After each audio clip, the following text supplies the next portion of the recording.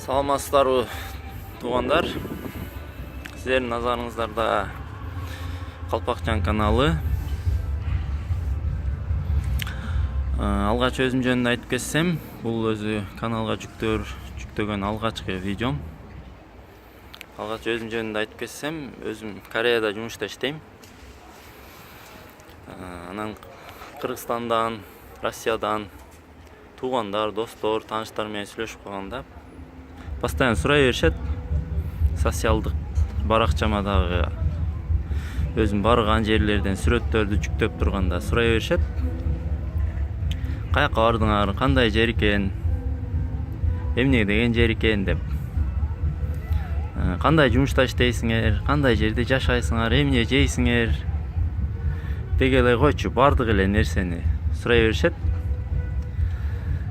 Чынында мен деле бул жака келгиче, чында Кореяда жашоо, турмуш чында мага да кызык болчу. Ошон үчүн мен да ойлойм, мен башка да замандаштарыма кызыктуу болсо керек деп. Ошон үчүн ушундай Кореядагы кызыктуу көз ирмемдерди, кызыктуу нерселердин бардыгын мындан ары киргизип турайын деп чечтим. Ошон үчүн менин каналым Калпакчан, жеке каналыма катталыңыздар. Анда эмесе кеттик.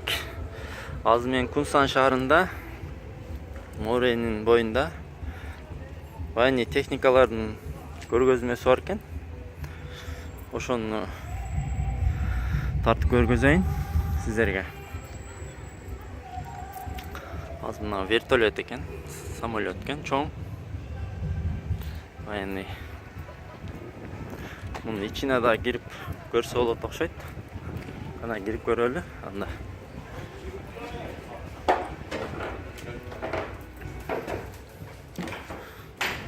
Караңыздар.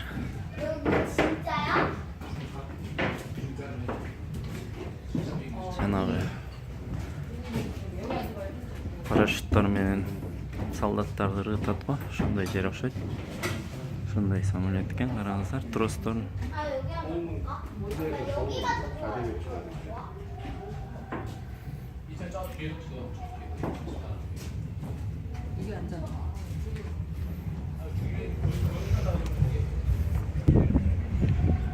Сырткы көрүнүшү бул самолеттин.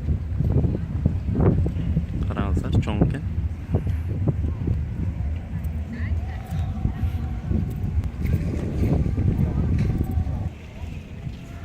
Ал бул болсо чаккан самолет экен. Жана бизде кукурузник деп коет. Ошондой самолет окшойт. Бул жерде жазылып турат. 68-жылы чыгарылган самолет экен бул.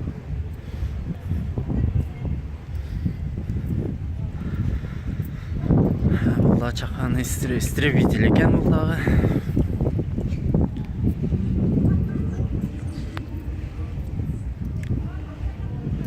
Бул 1955-жылы чыгарылган самолет экен, караңыздар.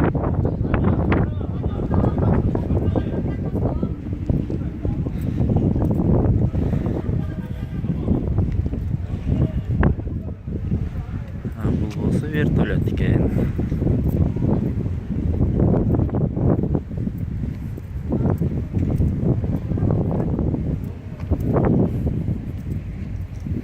Бул 1950-жылы чыгарылган вертолет экен.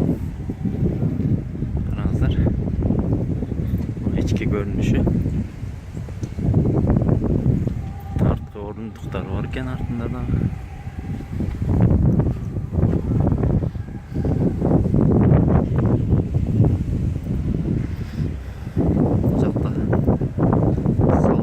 Эстелиги турат.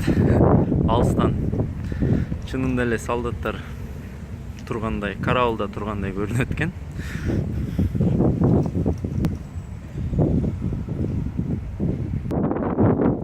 Бул согуштук кеме окшойт.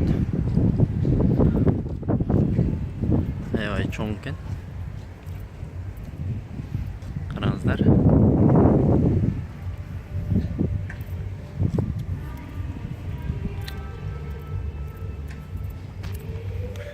Üstüne çıkıp da görse болот окшойт, бирок азыр жабык экен.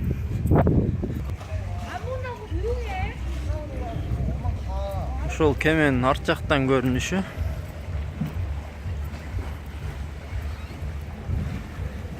Военный техникаларды жүктөпчү арты ичинде турган жак экен. Караңыздар.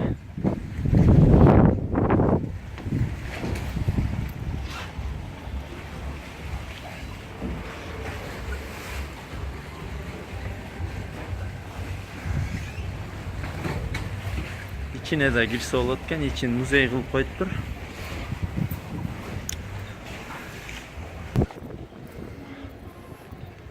Бул дагы согуштук учак экен, караңыздар, истребитель.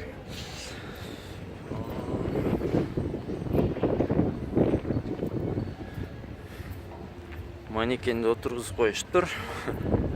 Адам отургандай кылып.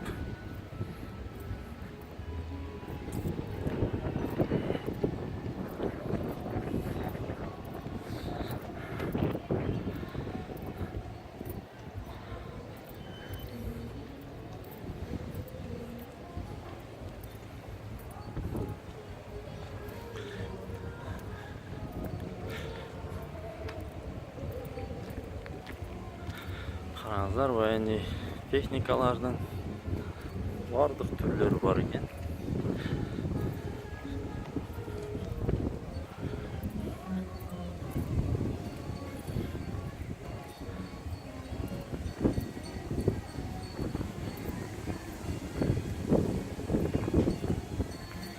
Bir 1958 жылы чыгарылган танк экен.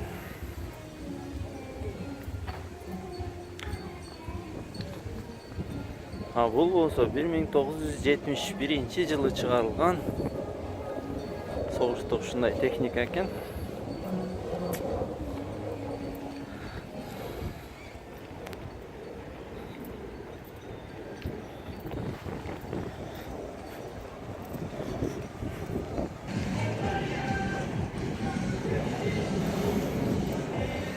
Бул да 1971 жылы чыгарылган чогуштук танк экен. Üstüne dağı çığa turgan mандай tepkiçler kılıp koyup çıkıp görölü gana.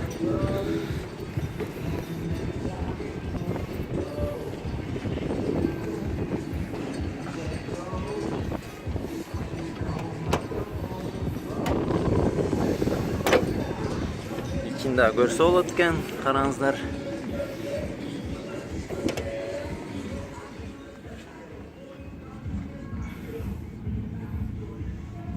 Бұл жерде снаряд салуучу жер экен бул жер.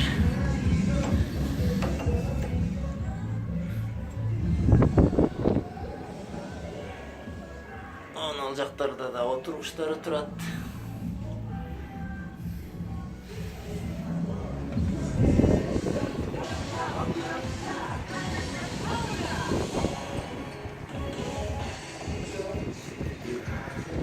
Бул жерде болсо бардык көп мамлекеттердин байрагы турат. Бирок Кыргызстандын байрагын таба албадым. Ошол туугандар, менин каналыма жазылыңыздар.